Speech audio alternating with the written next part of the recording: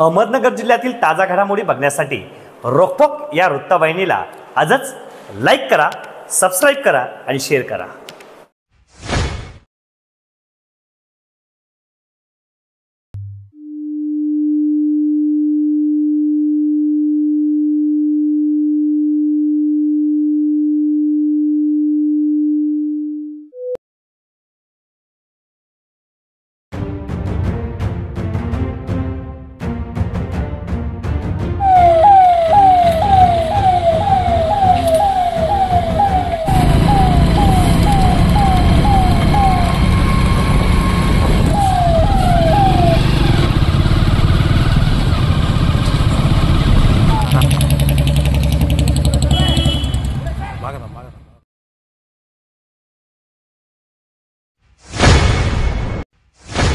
कोपरगाव शहरात रात्री 10 नंतरही सुरू असलेले दुकाने, हॉटेल्स आणि आस्थापनांवर आता पोलिसांची कडक नजर आहे।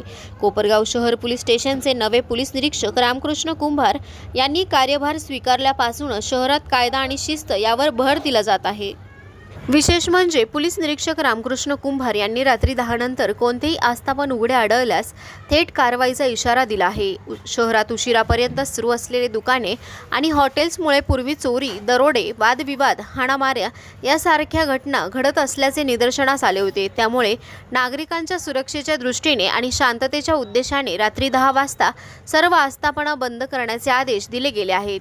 दररोज रात्री शहर पोलीस स्टेशनमधून सरकारी गाडी सायरनसह निघते आणि दुकानदार त्यानंतर काही मिनिटातच शटर खाली करताना दिसतात। यामुळे आता एकच संदेश सर्वत्र पोहोचला आहे, नियम तोडा, कारवाई ओढा।